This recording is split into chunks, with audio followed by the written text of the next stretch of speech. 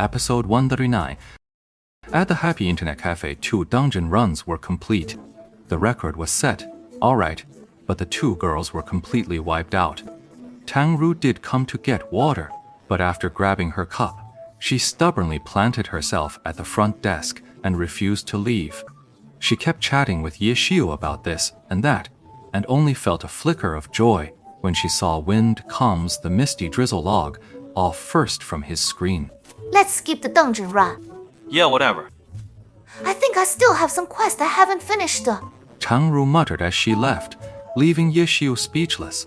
She absolutely loathed quests in general, especially the ones like delivering letters, picking mushrooms, digging up carrots, or finding people. All that sort of thing.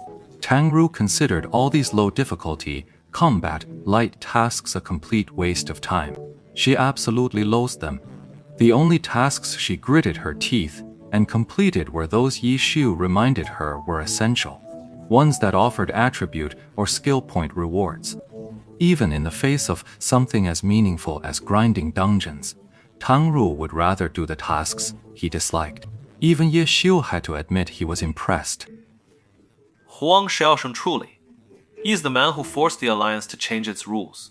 What's going on? What's going on? What's going on? Where is everyone? Why isn't there any reaction? Ah! Truth be told, Ye Qiu wasn't that unyielding either. He had also taken off his headset and rested for quite a while. The moment he put them back on, that grating voice was already blaring in his ears again. Huang Xiaoshen, fearing his identity would be exposed, had holed up alone in a dark corner of the A section. He kept his voice low, yet the words just kept tumbling out. Truly admirable spirit. All right. The record's out. No need to run the dungeon anymore.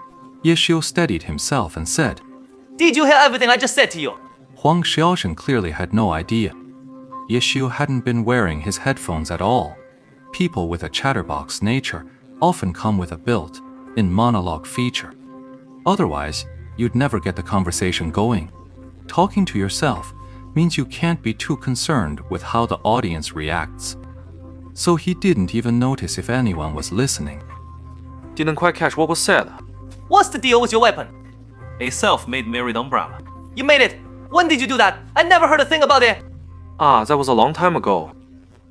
Back when you were still scrambling all over the world for bow-ass kills. You damn it, damn it, damn it! Don't bring up that mark on my red car! Huang Xiaoshen felt a wave of anxiety. Back then, he was just an ordinary online gamer, but his opportunistic style was already fully formed. He was a master at stealing bosses. Early glory had a lot of rules that are different from today. That's when my friend and I cooked up this weapon. It looks like it was made specifically for an unspecialized character. But when the 3rd server opened and the level cap was raised, the class awakening quests were introduced, and the unspecialized class was completely phased out. Ye Xiu didn't respond.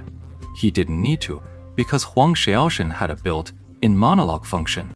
So this weapon of yours has lost its value. It wasn't until the opening of the 5th server and the emergence of the Heavenly Domain that unspecialized characters could gain experience there and continue leveling up. But at the same time, the level cap was raised to 60, while the challenge quest for the Heavenly Domain had no level requirement. But the challenge was set at level 60 difficulty, and all the tasks were strictly solo, no team ups or outside help allowed. So even then, the unspecialized class never made a comeback.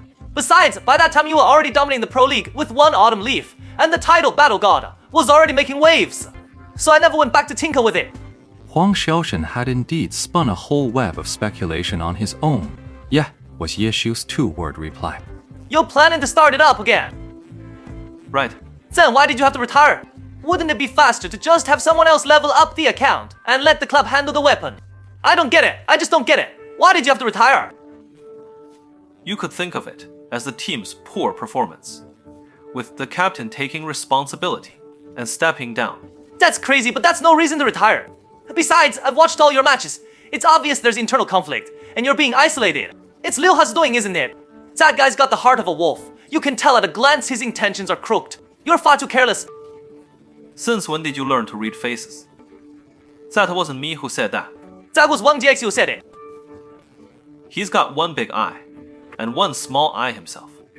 and he's out here reading other people's fortunes. Don't knock it.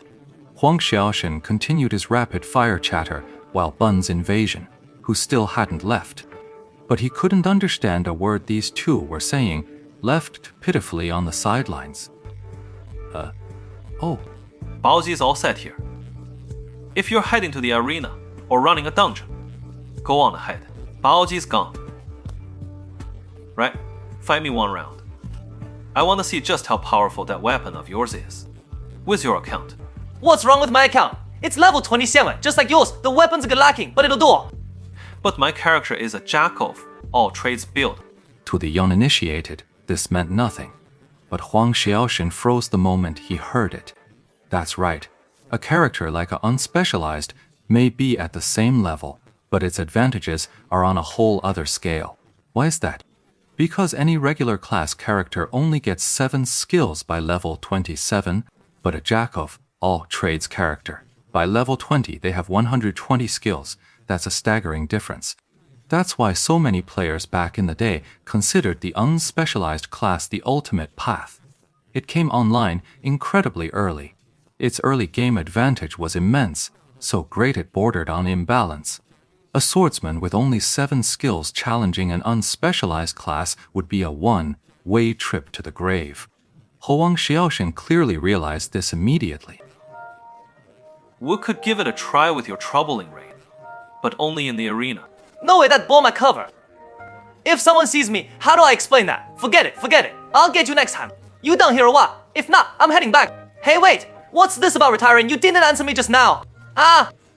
Hey, you should head back now. Ye Xiu was starting to feel drained just listening. Huang Xiaoshen was just too damn noisy.